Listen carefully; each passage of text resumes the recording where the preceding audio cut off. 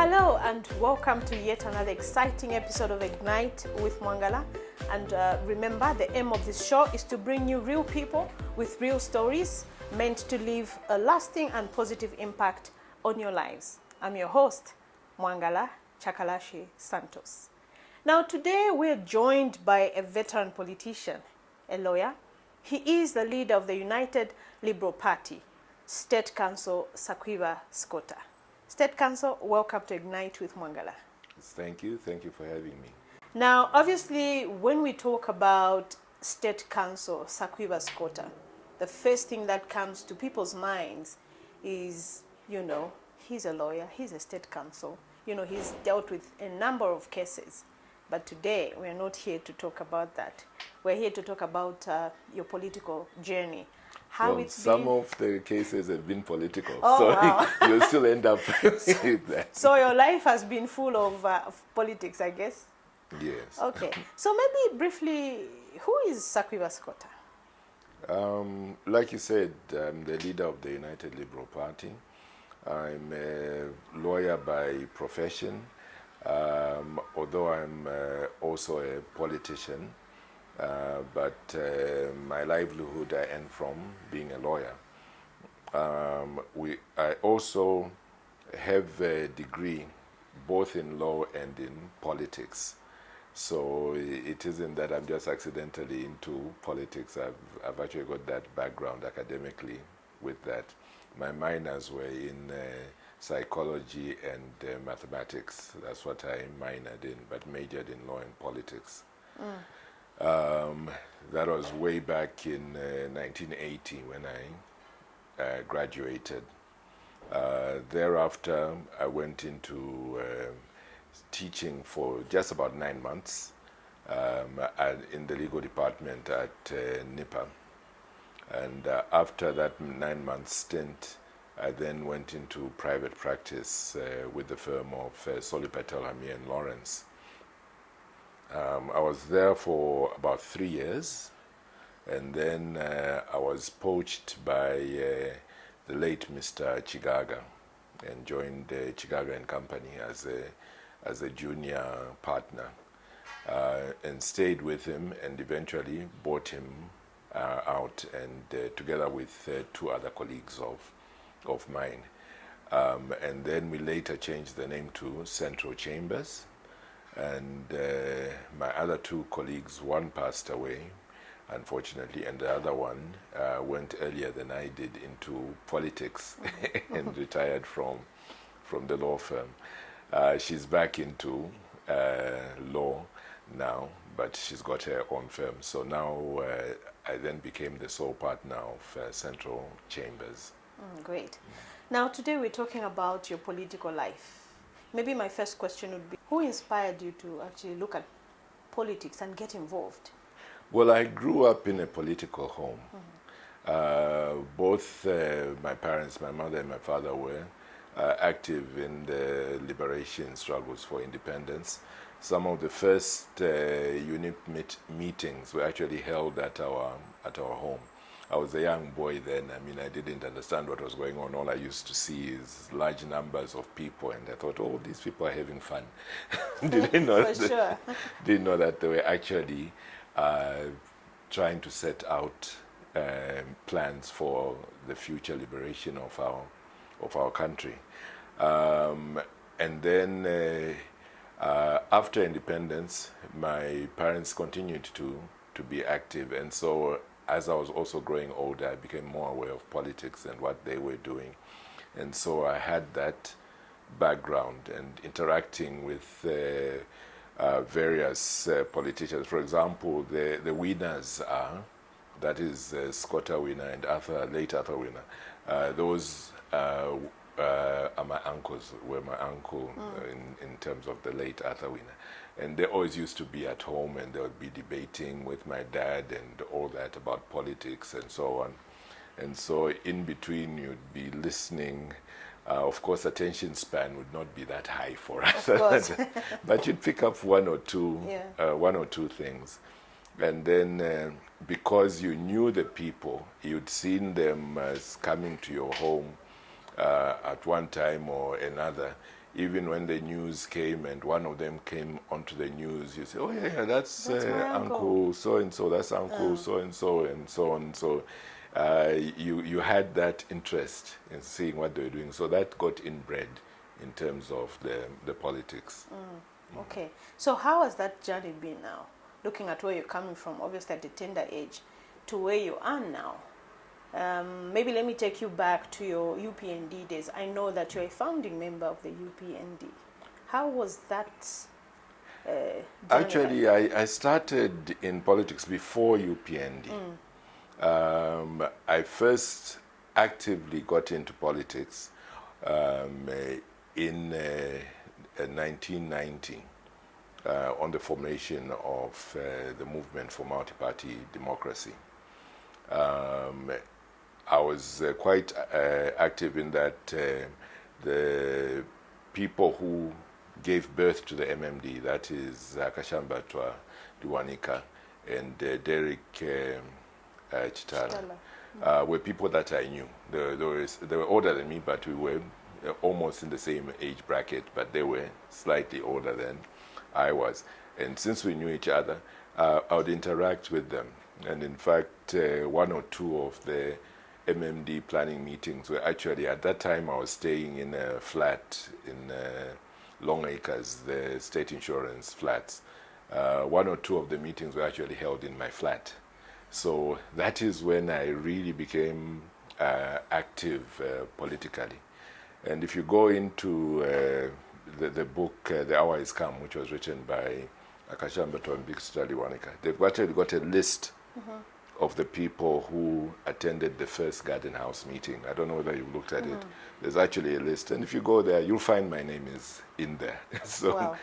So that is how active I was in terms of the bringing back multipartyism to our country. After multipartyism was brought in with the repeal of Article 4 and so on, I then sort of like took a step back thinking, well, we've now achieved what we wanted to do. I could have carried on because I knew all the people who were involved, but I thought to myself, well, I've got my law firm, let me go back to my law firm. So I stepped back and started just waiting for the actual election, where I went and voted and so on. But I became less active because I thought, well, we've managed to convince President Kaunda, the big man, and so on. So now the others will carry on and our thing. So I took a step back. Yes. And then we had the changes that came with the election. And within a very short space of time, I got alarmed with what was happening. If you remember, we started having ZNBC going to people's offices, and there's these armed paramilitaries and so on. Then get ahead of some parastatal, and they're telling him, pack that, move, and so on. To myself, what is this? Is this the Zambia that we fought so hard for? Is this the Zambia that we fought for, and so on? And even the way that Kaunda was then treated, those searches at State House, then they say, yes, we told you, we found two, not a thing when he had moved out of State House, we found 2 library books. Not myself, really? Is that what you went for? Is that what you went for? And if somebody has got thousands of books, it's very easy for 2 to be accidentally packed or anything like that. And I thought to myself, this is not actually what we wanted. And whilst it was still not very popular to say things against MMD, because MMD were the darlings then, they had just brought about multipartyism, and they had won with fantastic figures. I believe it was something like 80% or something 75%, like 75%.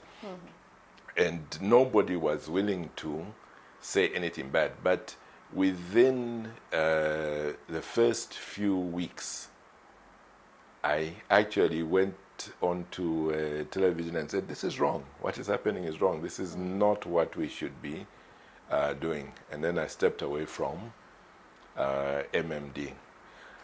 Soon thereafter, you had things that started happening that, again, you'd look at and say, "What is this?"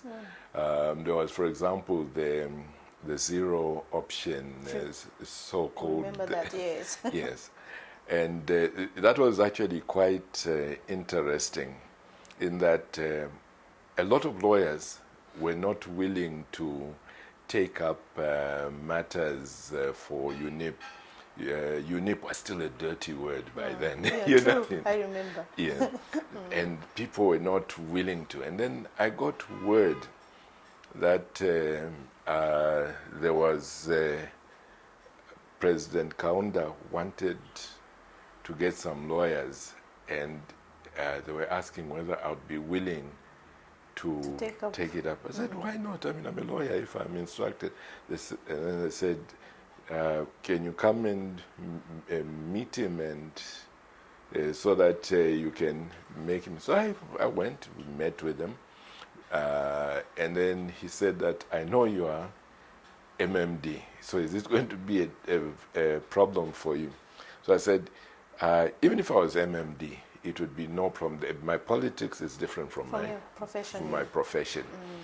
And in any event, Mr. President, for your information, I am no longer a staunch MMD. You know what I mean?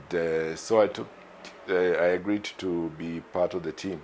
And then also late President Banda was also one of those picked up.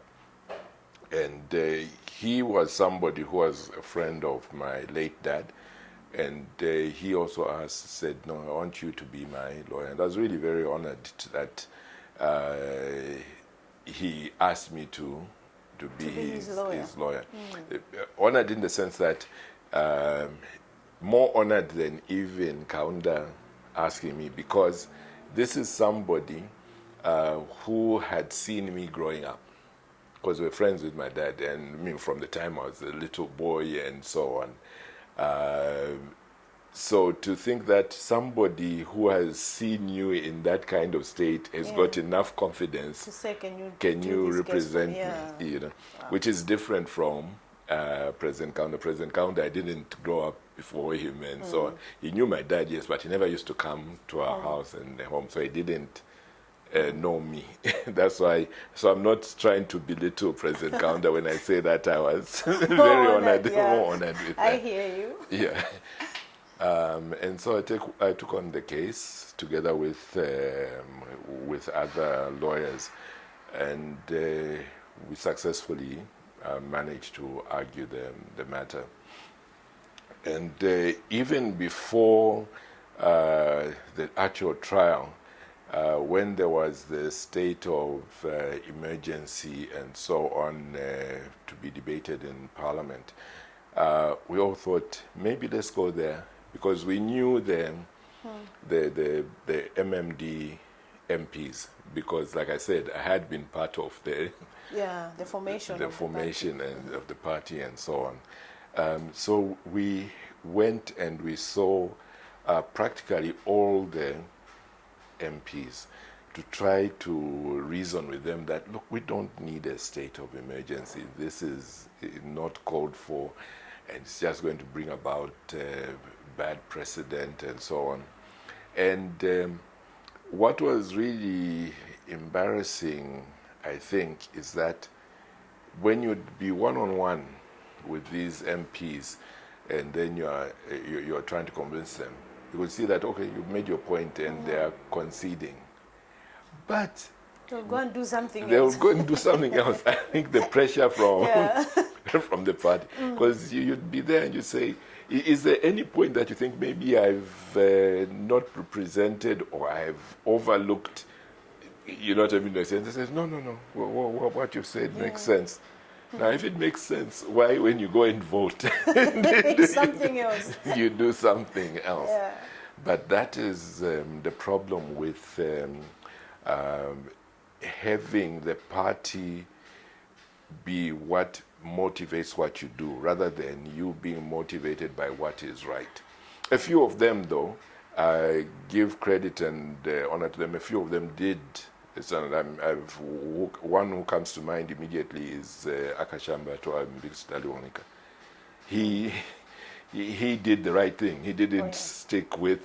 He stood for what was right. He stood for what is right, and that's what we need more of in Zambia. We need more people to do things in that way.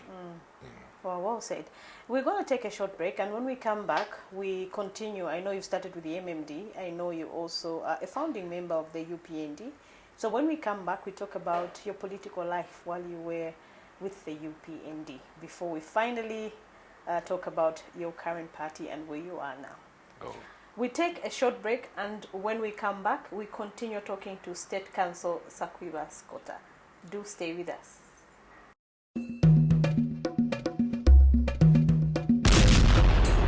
Welcome to a whole new viewing experience. Up-to-date current affairs, in-depth discussions, trending conversations, thought-provoking documentaries, authentic Zambian performances. Welcome to wholesome family entertainment. Welcome to Loyola Television, the first Jesuit-run television station on the continent of Africa.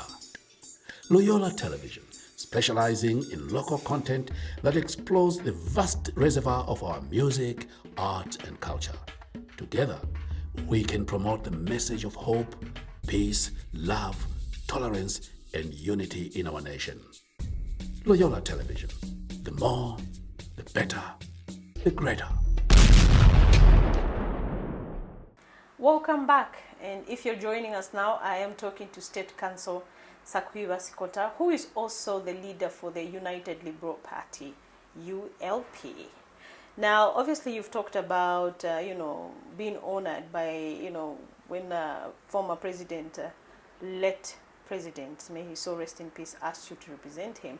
But I know that you also did some pro bono services.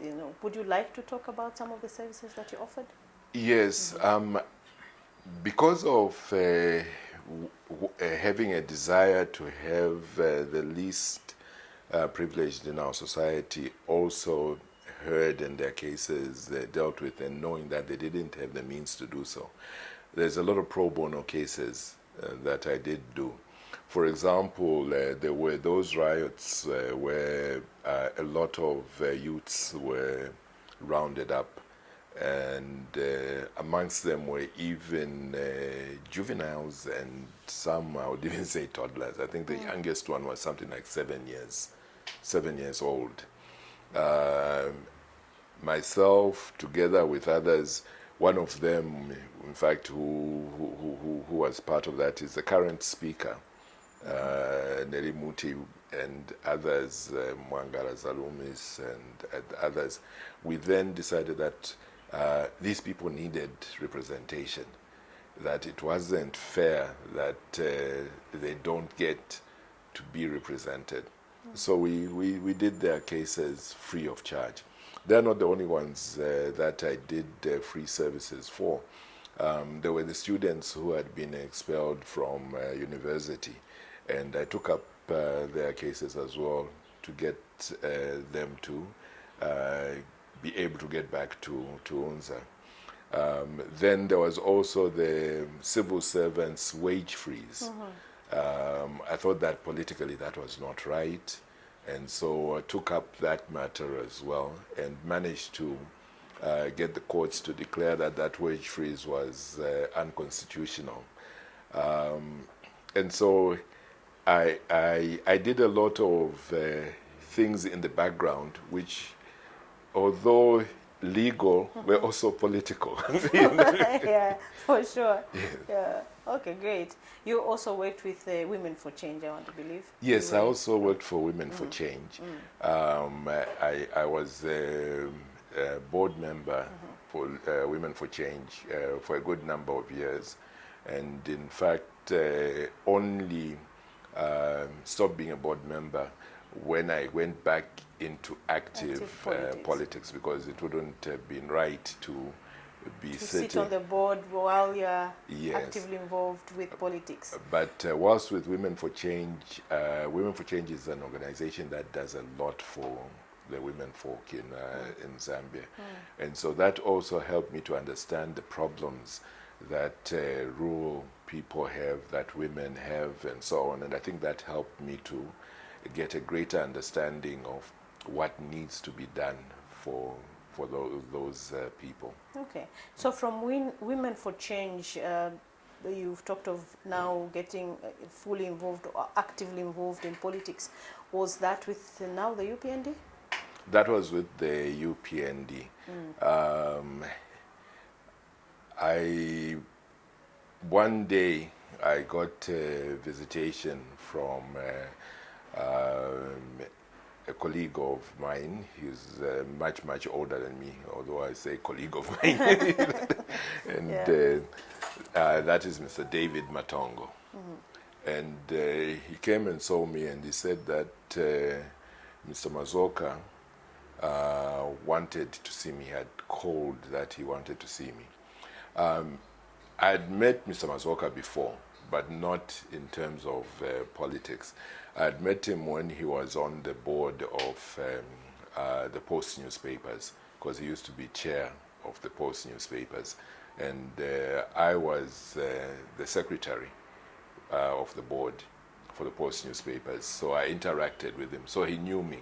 What I didn't know is that apparently he had been impressed with that interaction. Okay. So when he was forming the UPND, he sent Mr. Matongo and said, "No, go and call him. I want to talk with him."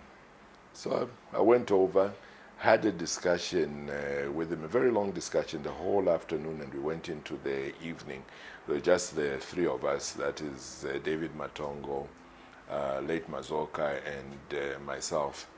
I asked him what his thoughts were on various issues, and I could see the sincerity in the man.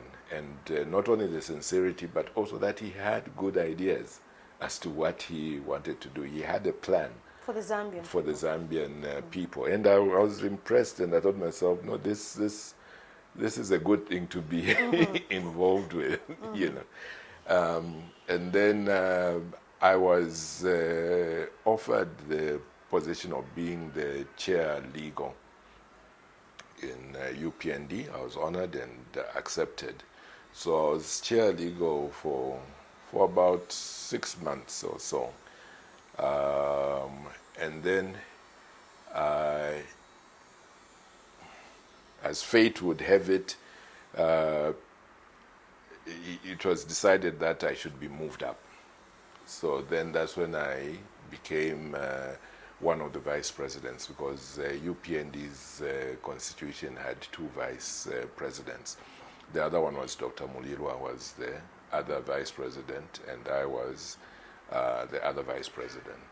And then that was by way of appointment. But soon thereafter, we had actual convention, and I stood for the position of vice president and managed to get it. Unfortunately, Dr. Mulirwa didn't manage to come through, and Bob Schinga is the one who managed to get the other vice president slot.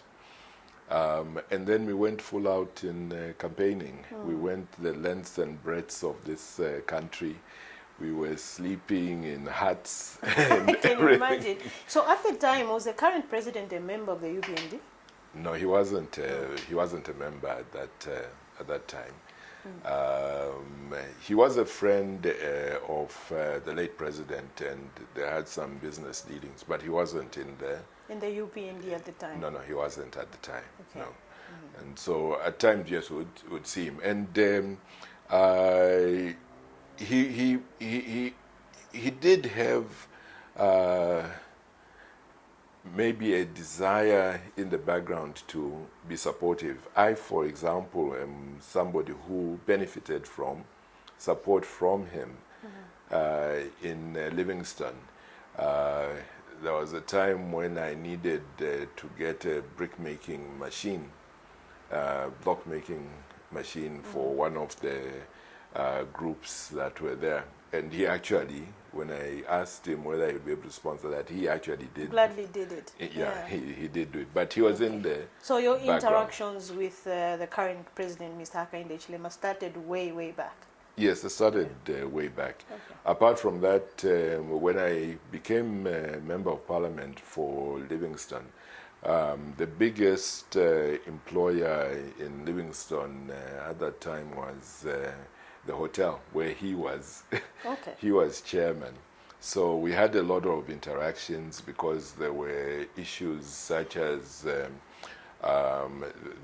royalty, not royalty tax, sorry, the service charges and so on that the workers were supposed to get. And we negotiated. I was acting for the workers, and so I went and negotiated with him as to how that should be resolved, and we managed to negotiate and resolve that issue of the service charges. So my interaction with him goes back a long way. Long way. Yeah. Okay, all right. But at the time, you had no interest in politics, and you were at the time vice president of the UPND. Yes. So take us through that time. It was very exciting in that I think as a party we were looking at things in a very different way from the way the other parties were doing things. And I think that we truly were looking at putting across a manifesto which we truly believed in and which we could defend.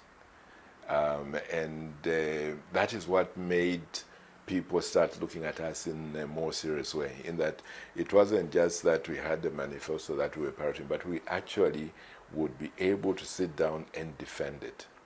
And then we had a very big crisis in 2005, 2004, it was in 2004, late Mazoka had a medical emergency and actually had to be flown out of the country to South Africa, and his situation was really very bad. And by the way, you asked about what the current president did when late Mazoka fell ill and he had to be evacuated. He did have insurance cover and so on, but to do the thing would take time, and the current president actually stepped in and ensured that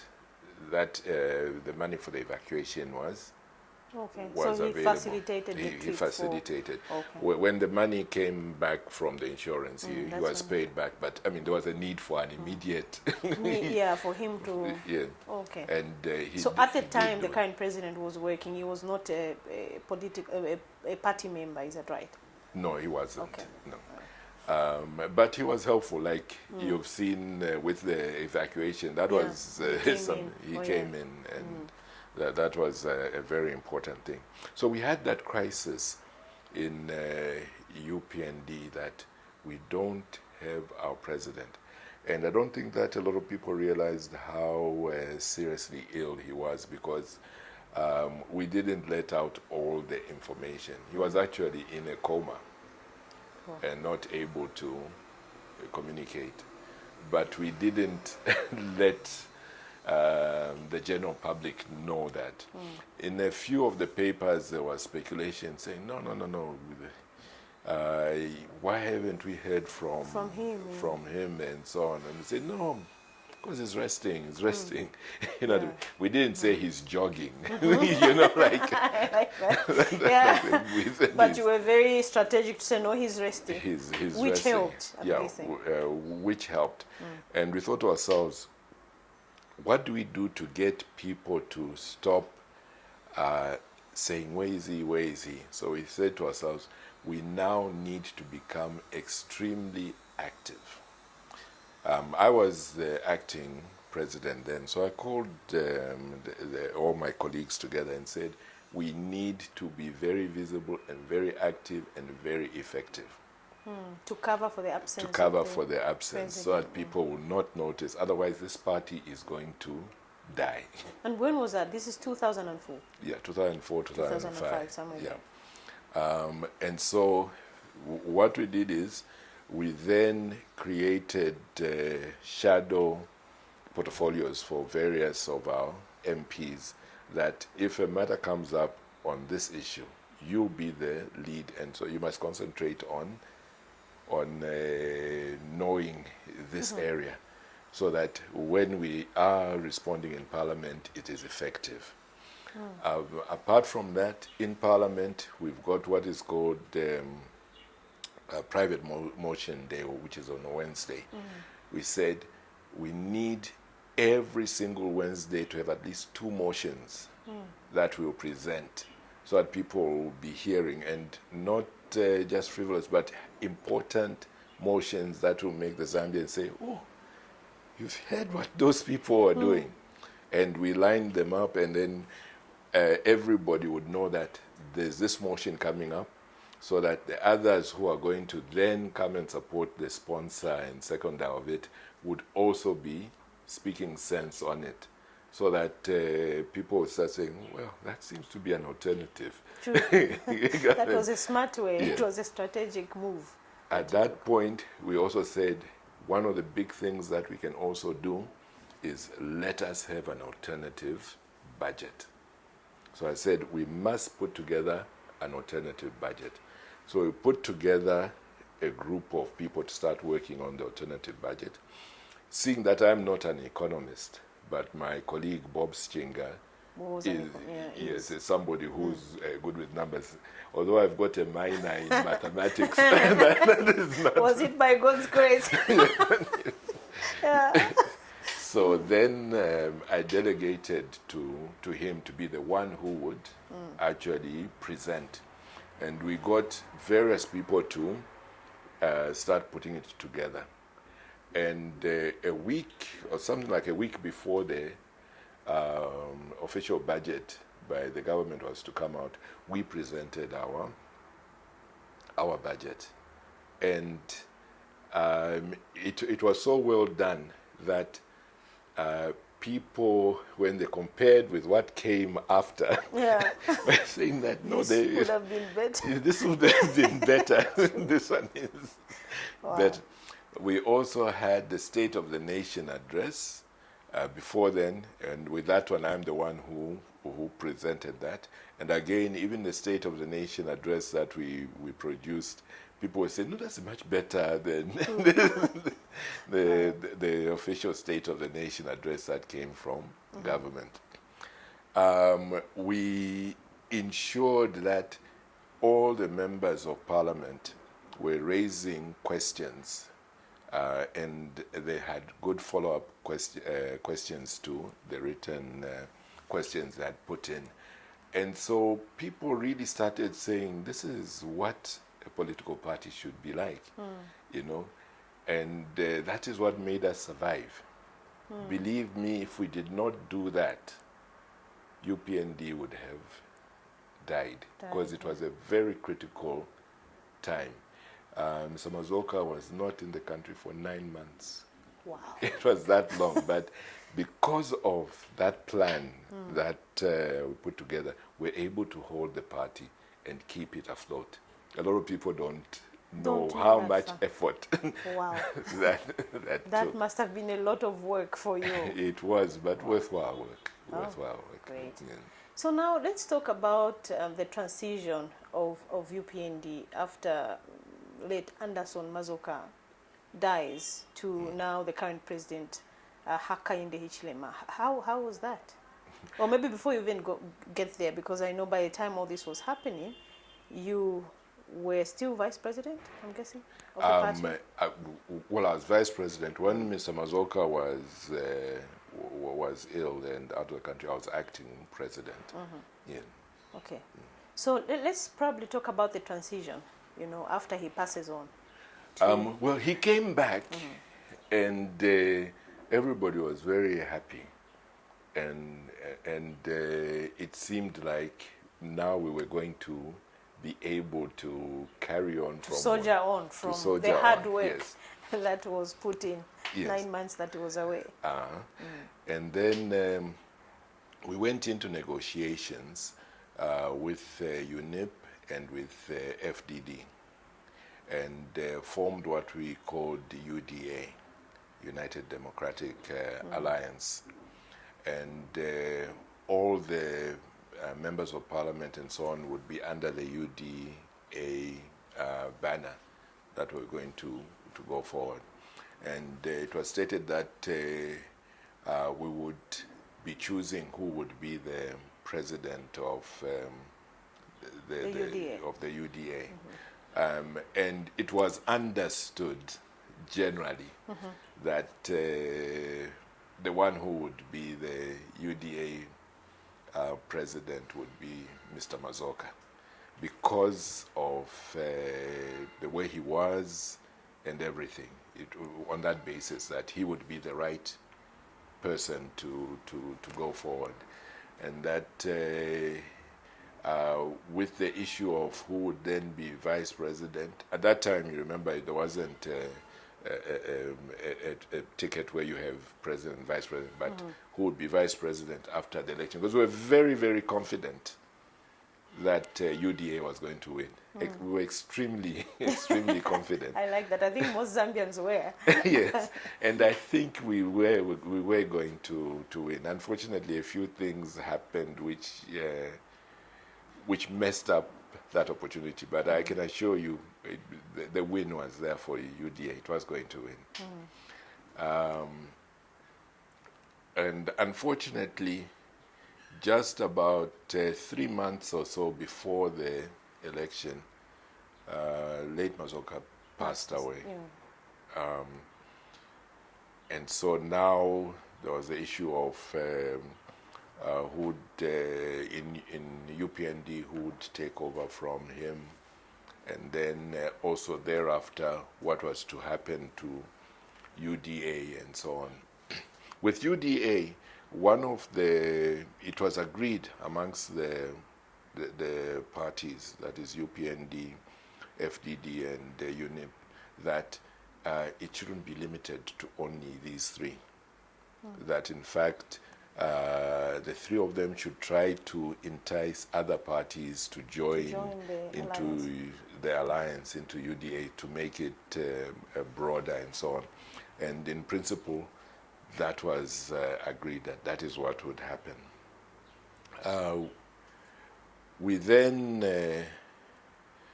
had the UPND convention, and because people get very emotive about it, I'll try to talk about it in a non-emotive way. I don't get emotive about it, but others do. Unfortunately, the tone set there and the happenings did not leave a good impression as to what UPND was. I think let me leave it at that. Because it is a fact. It is a fact that then took away a lot from the UDA, what was going to be a definite UDA win. I talked to you about the UDA parties having agreed that you try to broaden it. Yeah. So after the split up of UPND and ULP was formed, ULP went to UDA and said, whilst we were in UPND, we were part of the formation of UDA. If, in fact, even the drawing up of the UDA agreement and so on, we were the ones who did it. So would like to join UDA. That was the intention.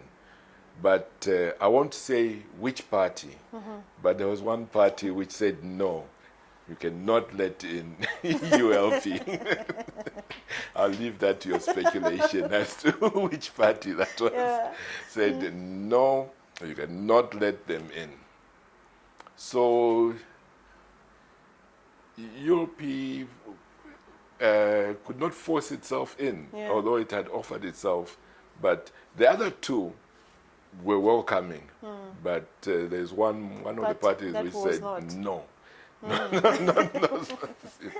So that unfortunately also added more of a destabilizing factor to UDA.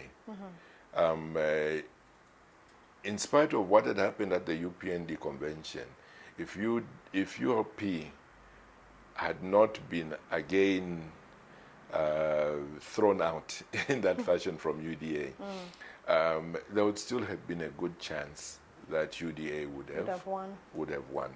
But anyway, that's water under water under the bridge. So we then made history as a political party. We were 2 months old before the election.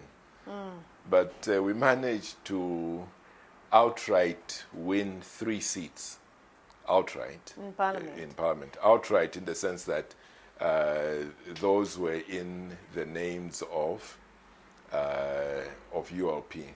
But we had some of our members, because we went into some kind of working arrangement with PF at the time.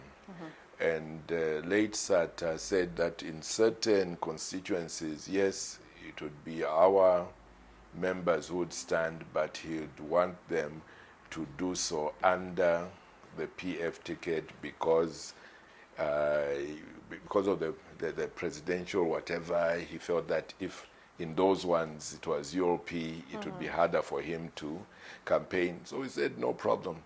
Some of the prominent ones who then got into Parliament through that way, who were ULP, Honorable Given Ruinda in Kawata, for example. We had late Henry Mutonga in Kanyama. We had Miss Mwamba in northern province. We had several. So we had something like, you could say 6 MPs. Okay, 3 of them were not... UPND per se, but yeah. From the alliance. Yes, from the alliance. And there's never been a party which in 2 months has managed to do something like that. Oh, wow. I want you to hold that thought. When we come back, we continue talking about the transition. We take a short break. When we come back, we continue talking to State Counsel Sikwiba Sikota. Please do stay with us.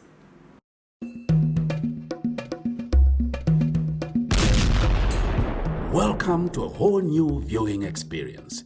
Up-to-date current affairs, in-depth discussions, trending conversations, thought-provoking documentaries, authentic Zambian performances. Welcome to wholesome family entertainment. Welcome to Loyola Television, the first Jesuit-run television station on the continent of Africa. Loyola Television, specializing in local content that explores the vast reservoir of our music, art, and culture. Together, we can promote the message of hope, peace, love, tolerance, and unity in our nation. Loyola Television, the more, the better, the greater. Welcome back. If you're joining us now, I am talking to State Counsel, and in fact, since we're talking about your political life, I would say the leader for the ULP. Now, I think before we went on break, you were just telling us how that, 2 months into elections, you lose Mr. Anderson Mazoka But you still managed to get... No, we lost him... 4 months, is it 3 yeah, 4 months before yes, that? about 3-4 months. Okay. The formation of our party Of was the what party. was Okay, 2 great. months. So at what point does the current president, Mr. Hakainde Hichilema, join the UPND party? Because earlier you said he was just supporting the party but not actively involved. Well, according to what was stated, is that he had silently already joined. That's what was stated, although it was never publicly stated that he had joined. But after the death, it was stated that he had actually joined much earlier. Much earlier. I wouldn't dispute it. I've got no reason to dispute it. And it is understandable that at the time, being a business person and being in a political party could have been a bit tricky. Yeah, he had to really play it smart. Yeah, so it's understandable. There's nothing wrong with that. Yes. Okay. So how was the transition between Anderson Mazoka and HH? And did that affect you in any way? It didn't affect me, apart from the fact that it became impossible to stay on with what had occurred. Like I said, I don't want to go into details of that. Everybody knows what had happened, what had transpired. And so it was thought that, well, we can't stay on. And so that is when we formed the United Liberal Party. But we then still wanted to be part of UDA. And unfortunately, that's why in the United Nations Security Council we should also do away with the veto. Somebody vetoed it. We're not able to. Yeah, for sure. Yeah, okay. So now you form the party ULP. How has that been? And maybe before I even talk about the party that you formed, maybe a question that most Zambians would want to ask is, what is your relationship with the current president? A lot of people seem to have misinformation about that. I don't know whether people have forgotten that, in fact, on a number of criminal charges, I was the lead lawyer for the current president. For example, there was that case with regards to the janjaweed and so on. I think you remember that matter. If you remember who was the one who was lead counsel, who got him off that, that was me. You know? There were several civil matters as well, which I represented him in, and also the UPND, for example, when they were not being given police permission to hold rallies and so on. I took, there are 2 matters that I took to court and managed to win that, and the courts said that they should be allowed. And people seem to just want to either be blind to that fact, and then they'll say things that that sometimes baffle you. Baffle me, you know. And apart from that, if you ask people like Honorable Gary Nkombo, even Honorable Jack Mwimbu, I was the one who went and did an international campaign which led to the government being asked to give explanations as to what had happened to certain UPND members. It wasn't only UPND members, but also some MMD members, because at that time PF were the ones in power. And I took it to the international stage and managed to do that. And I did that for you. Most of them were UPND. UPND, yeah. Yeah. and people want to just not Look at the recognize other that. side of the coin. Yes. Yes, I felt that I had been wronged. But I got over that a long, long time ago. And moved If on. I didn't get over that, I would never have represented him. I would never have represented the UPND party and so on. So it surprises me when I get people talking that way, when the facts on the ground are very clear. And my nature is that I'm not somebody who holds grudges. Anybody who knows my character knows that I let things just roll off my back like water on a duck's back. I like that. I like that. So it's easy for you to pick up the phone and say, "Hello, Mr. President. Congratulations." Or what if we did things? You this know, way? nobody knows. I've never told anybody, but the president can confirm. Immediately after his election, I wrote a personal letter to him, congratulating him. Wow. That is a fact. I like that. He can confirm. Yeah. And the person who, the other person who would be able to confirm, who knows, is Honorable Milupi. Oh. Yeah, Wow. he knows that. So when there's all this talk about, oh no, this man is, I wonder why. Where are they getting it Where from? are they getting it from? Can you imagine? I like that. Now let's talk about ULP. I mean, what led you to, to form the party, and where do we see ULP in the next 5 years or in the next election in 2026? To be honest, I never formed ULP. I would be lying if I said I formed ULP. After the convention, I was so tired that I went home to sleep, because basically I hadn't slept maybe for something like 48 hours or something like that. So I went to sleep, and I thought, well, okay, election is over and done with, let me go and sleep. And then I get woken up and told that some people want to. I go into my garden. And this is in the night? No, this is early in the morning.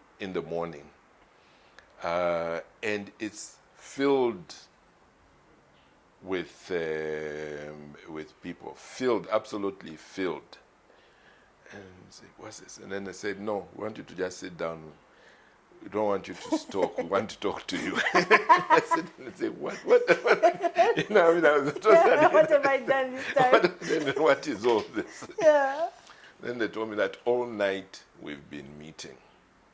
And we didn't like what had gone there, and we're thinking, what should we do, and everything. And we've all decided that we're all leaving UPND.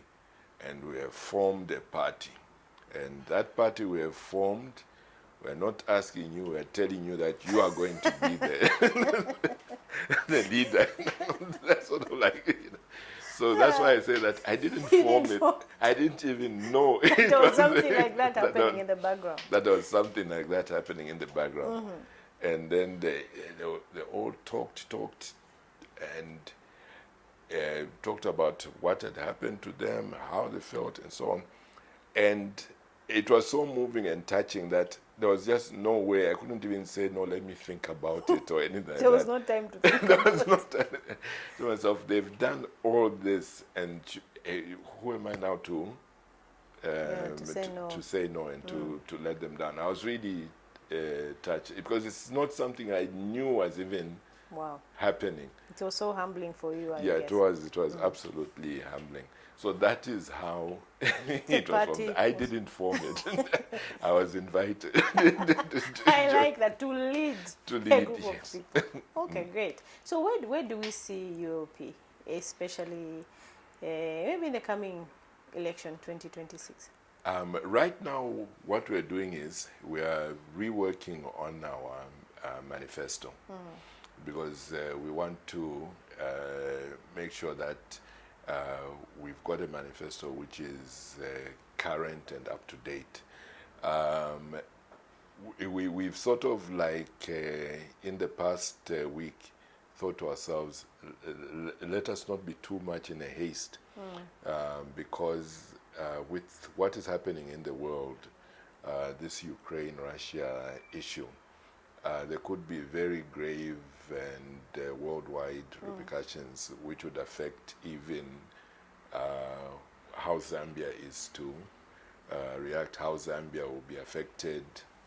And so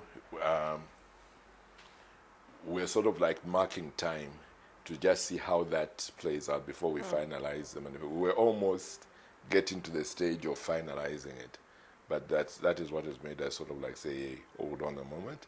We may bring out a manifesto which it becomes irrelevant within 2 weeks. You know? So we are hoping that something will be done in terms of that crisis. Although, with the way it's going, it's very worrisome in that I believe there's very little room for the Russian president, for Putin. He can't just withdraw, go back to Russia. Just like that. Just like that, and tell them that we are back. We're back. So he will have to show them something. He's not doing very well on the ground. And the only advantage he has is in terms of the long-range missiles and so on, which unfortunately mean a lot of civilian casualties. And as that goes on, you may find other people then feeling they can no longer stand on the sidelines. They have to go in and join in. in. So we could see this really expanding into something very huge. It is already something very huge, but even huger than we think. Than we think. We do have a very dangerous situation, and we need to really be alive to that. And it may change the whole politics of the world, the whole economy of the world, and so that is going to affect every single country, including Zambia. So even our own internal policies and so on may get affected. Now I know you have a lot of people that follow you. A lot of people are watching us now. What is your message to them as we come to the end of the program? Message to them is simply try to ensure that every day you make somebody happy, you know, and not just the same person every day, but your neighbor, your workmate, somebody just that you meet on the street.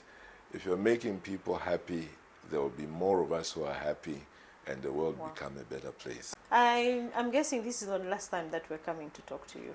No, feel free, feel free. And seek counsel from you, especially matters of the country, just to see where we're going. Are we on the right track? And I think you are the people that we can come and talk to. Thank you so much. Pleasure was mine. So there you have it. I was talking to the State Counsel and leader of the United Liberal Party, State Counsel Sikwiba Sikota. This has been Mwangala Chakalashi Santos. Join me for yet another exciting episode of Ignite with Mwangala.